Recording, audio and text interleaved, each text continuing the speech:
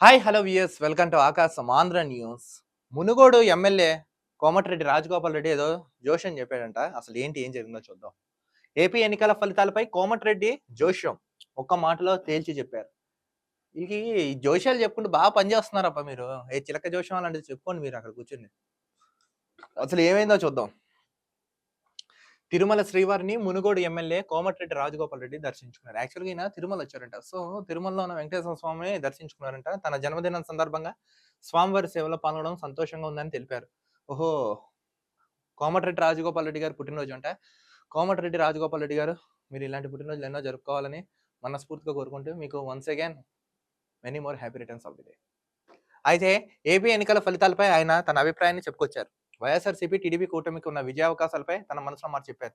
So, ఇప్పుడు AP ఎన్నికలపై ఆయన కొంచెం ఆసక్తికరమైన ట్వీట్ చేశారు. యాక్చువల్‌గా వైసీపీ అండ్ టీడీపీ మీద ఆయన జోష్యం చెప్పారంట. అలాగే తెలంగాణ ఎన్నికల్లో కాంగ్రెస్, బీజేపీ మధ్య ప్రధాన పోటీ ఉందని తెలిపారు. కాంగ్రెస్‌కు మెజారిటీ స్థానాలు రావడం ఖాయమని ధీమా వ్యక్తం చేశారు. యాక్చువల్‌గా ఈయనేంటి కాంగ్రెస్‌కి ఎక్కువ స్థానాలు రావడం ఖాయమని ధీమా వ్యక్తం చేశారు కోమటిరెడ్డి రాజగోపాల్ రెడ్డి. తిరుమల శ్రీవారిని దర్శించుకున్న కోమటిరెడ్డి. ఏపీ ఎన్నికల ఫలితాలపై అభిప్రాయం వెల్లడి. తెలంగాణ ఎన్నికల ఫలితాలపైన కూడా కామెంట్స్ అంటే ఈయనే కోమటిరెడ్డి రాజగోపాల్ రెడ్డి. వైఎస్ఆర్‌సీపీ మళ్ళీ అధికారంలోకి వస్తుందా? ఈసారి కూటమికి జనాలు పట్టం కట్టారా? ఎక్కడ చూసినా ఇదే టాపిక్. ఇక బెట్టింగ్‌ల గురించి ప్రత్యేకంగా చెప్పనక్కర్లేదు. చాలా మంది బెట్టింగ్స్ భయంకరంగా వేస్తున్నారంటండి. Betting, betting, betting. టీడీపీ గెలుస్తుందని ఒకళ్ళు, వైసీపీ గెలుస్తుంది ఒకళ్ళు. అరేయ్! వాళ్ళు చక్కగా ఉంటారురా. అనవసరంగా డబ్బులు పోగొట్టుకుని ఎదవలు అవ్వకండి మీరు. పోటీ పడి మరీ పందాలు కాస్తున్నారు. అయితే ఏపీ ఎన్నికల ఫలితాలపై తెలంగాణ ఎమ్మెల్యే కోమటిరెడ్డి రాజగోపాల్ రెడ్డి ఆసక్తికర వ్యాఖ్యలు చేశారు. సో, కోమటిరెడ్డి రాజు కోమటిరెడ్డి రాజగోపాల్ రెడ్డి గారు ఆసక్తికర వ్యాఖ్యలు చేశారు. తన పుట్టినరోజు సందర్భంగా ఆయన తిరుమల శ్రీవారిని దర్శించుకున్నారు. యాక్చువల్‌గా ఈయన బర్త్‌డే అంట.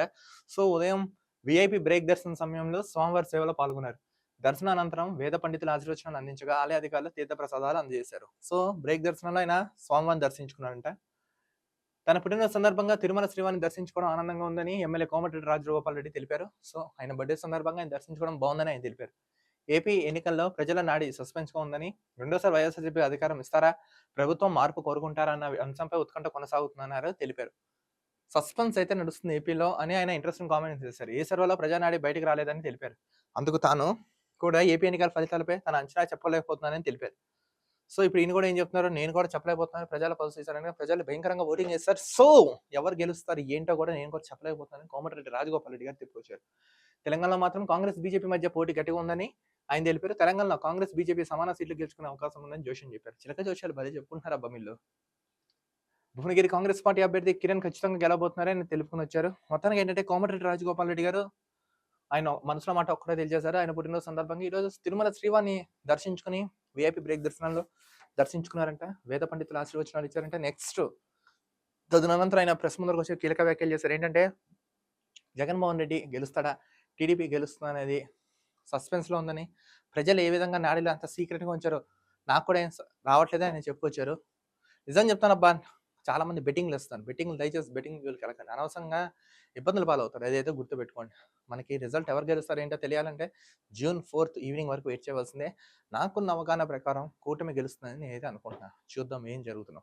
మరో వీడియోతో కలుద్దాం. అంతవరకు చూస్తానండి. ఆకాశం Andhra news. This is Dilip signing off.